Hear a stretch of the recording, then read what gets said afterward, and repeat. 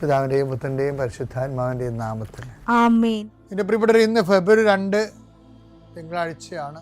അമ്മേ പരിശുദ്ധ അമ്മേ, അമ്മേ പരിശുദ്ധമേ, ദൈവമാതാവേ, കൃപാസനത്തിലൂടെ ഞങ്ങളുടെ ദേശത്തിനും അമ്മ മധ്യസ്ഥം തേടി തന്ന എല്ലാ അനുഗ്രഹങ്ങൾക്കും കൃപകൾക്കും ഞങ്ങളിപ്പോൾ ഹൃദയം നിറഞ്ഞ നന്ദി പറയുന്നു.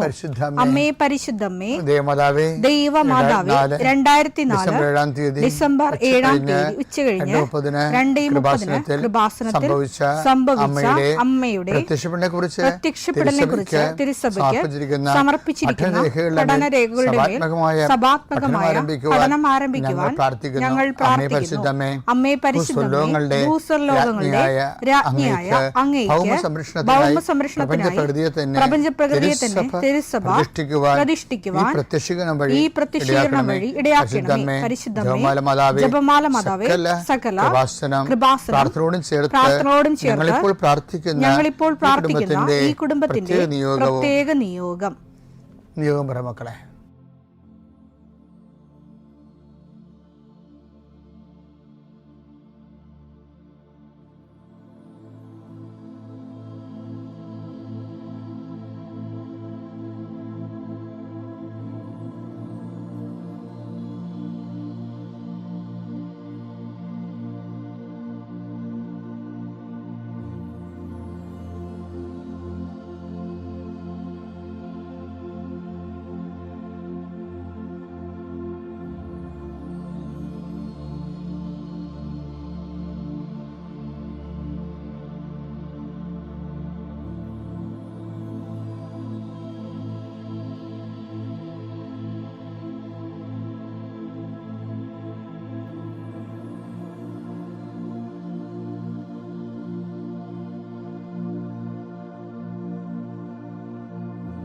അമ്മയുടെ പ്രത്യക്ഷീകരണത്തിന്റെ ഈ അനുഗ്രഹവേളയിൽ ഞങ്ങൾക്ക് സാധിച്ചു തരുവാൻ കനിയണമേ. ആമേൻ. വിശ്വാസ പ്രമാണം. സർവശക്തനായ പിതാവും ആകാശത്തിന്റെയും ഭൂമിയുടെയും സൃഷ്ടാവുമായ ദൈവത്തിൽ ഞാൻ വിശ്വസിക്കുന്നു. അവിടുത്തെ ഏകപുത്രനും ഞങ്ങളുടെ കർത്താവുമായ ഈശോമിശിഹായിലും ഞാൻ വിശ്വസിക്കുന്നു. ഈ പുത്രൻ പരിശുദ്ധാത്മാവിനാൽ ഗർഭസ്ഥനായി കന്യകാമറിയത്തിൽ നിന്ന് പിറന്ന് പൊന്തിയോസ് പീലാത്തോസിന്റെ കാലത്ത് പീഡകൾ സഹിച്ച് കുരിശിൽ തറയ്ക്കപ്പെട്ട് മരിച്ച് അടക്കപ്പെട്ട് പാതാളങ്ങളിൽ ഇറങ്ങി മരിച്ചവരുടെ ഇടയിൽ നിന്ന് 3-ാം നാൾ ഉയർത്ത് സ്വർഗത്തിലേക്ക് എഴുന്നള്ളി സർവശക്തിയുള്ള പിതാവായ ദൈവത്തിന്റെ വലതുഭാഗത്തിരിക്കുന്നു. അവിടെ നിന്ന് ജീവിക്കുന്നവരെയും മരിച്ചവരെയും വിധിക്കുവാൻ വരുമെന്നും ഞാൻ വിശ്വസിക്കുന്നു. പരിശുദ്ധാത്മാവിലും ഞാൻ വിശ്വസിക്കുന്നു.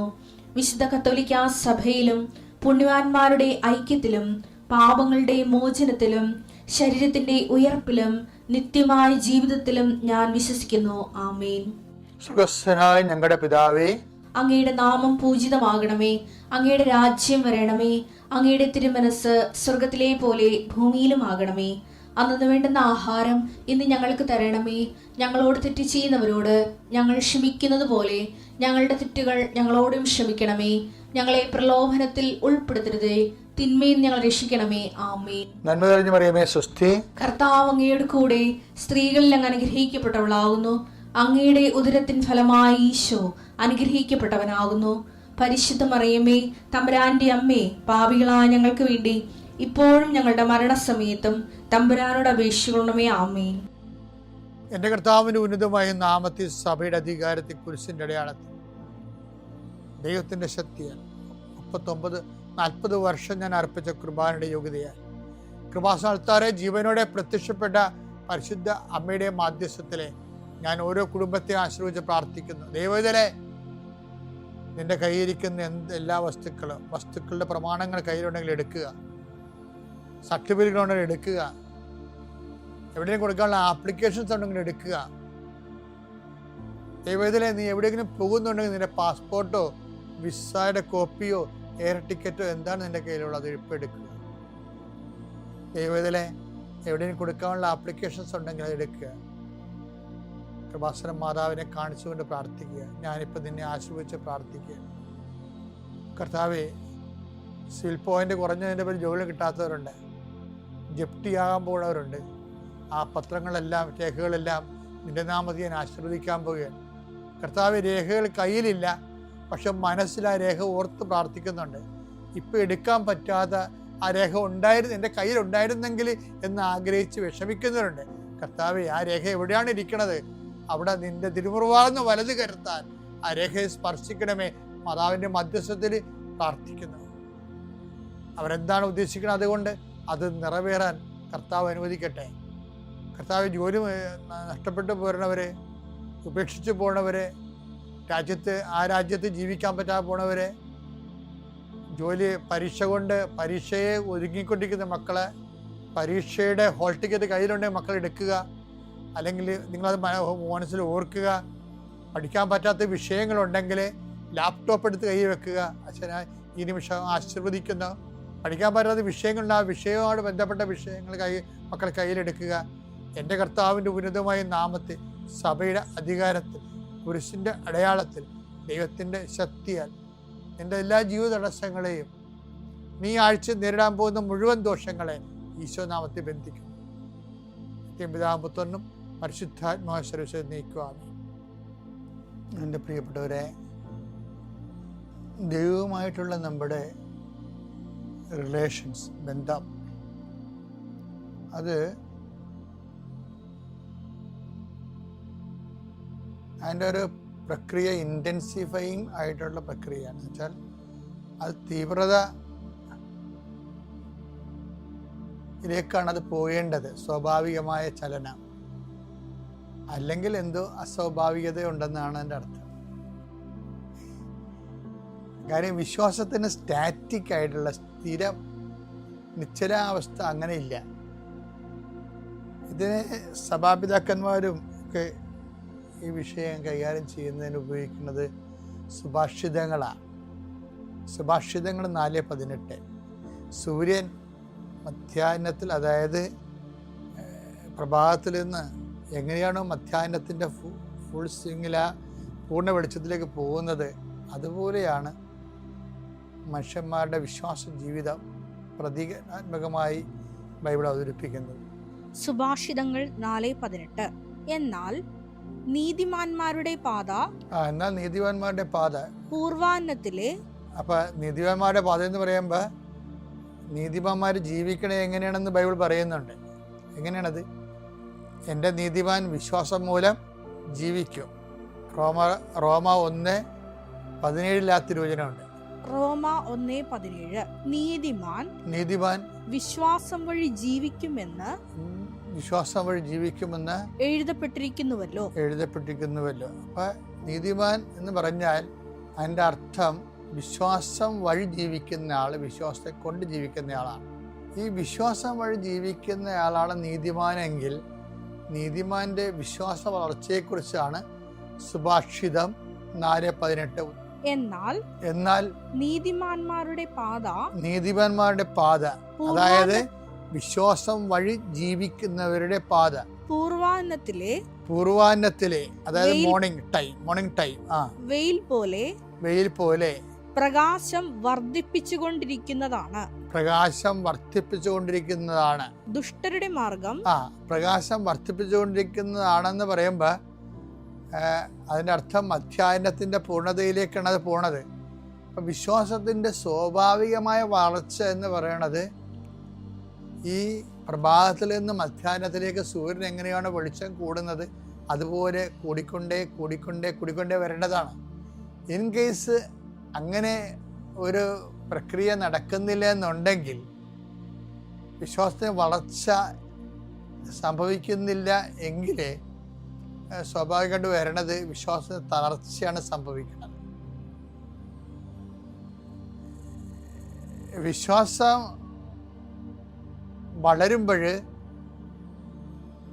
വിശ്വാസം തളരുമ്പോൾ പിന്നെ വിശ്വാസം എങ്ങനെയാണ് നമ്മൾ വളർത്തിയെടുക്കാൻ പറ്റണമെന്ന് വെച്ച് കഴിഞ്ഞാൽ, അത് റോമർ 1:16 വായിച്ചേ.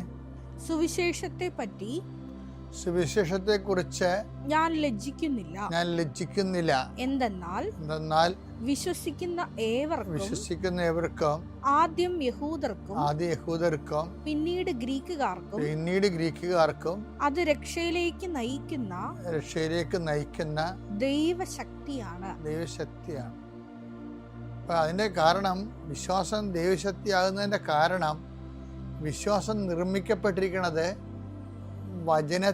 വചനത്തിൻ്റെ മിനറൽസ്, വൈറ്റാമിൻസ് ഒക്കെ കഴിച്ചാണ് വിശ്വാസ മനുഷ്യൻ വളരണത്.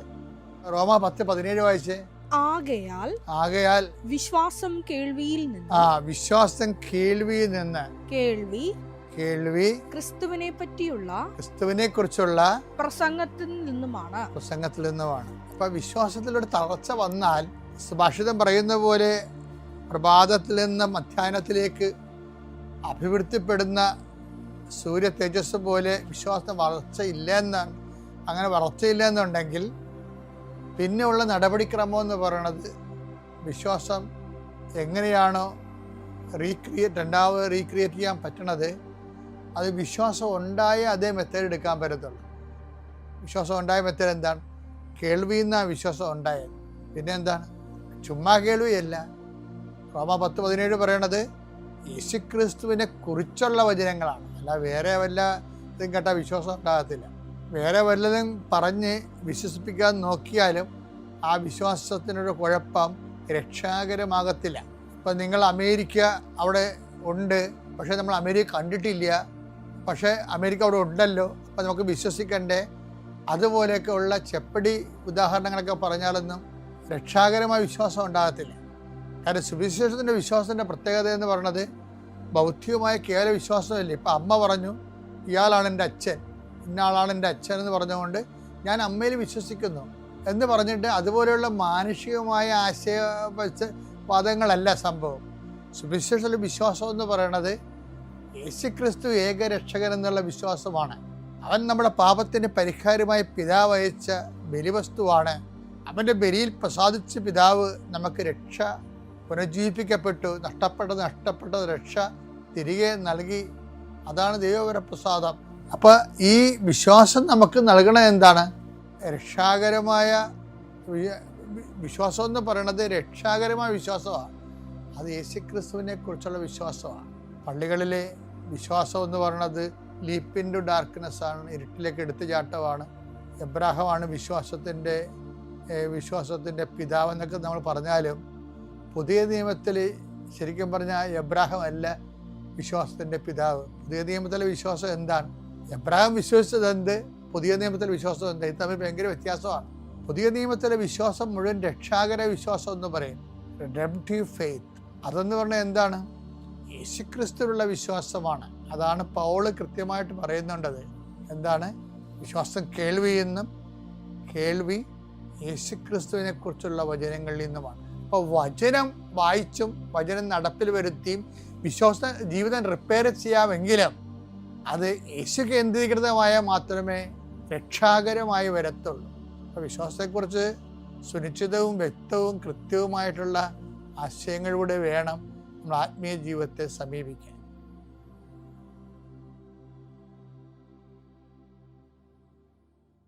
അത്യപൂർവ ദൈവാനുഭവങ്ങൾ ഇനി നിങ്ങൾക്കും സ്വന്തം. ഈ യൂട്യൂബ് ചാനൽ ഇതുവരെ സബ്സ്ക്രൈബ് ചെയ്തിട്ടില്ലെങ്കിൽ ഇപ്പോൾ തന്നെ സബ്സ്ക്രൈബ് ചെയ്യുക. ഈ വീഡിയോ ഇപ്പോൾ തന്നെ നിങ്ങളുടെ സുഹൃത്തുക്കൾക്ക് ഷെയർ ചെയ്തുകൊണ്ട് കർത്താവിന്റെ പ്രേക്ഷിതരാകുക.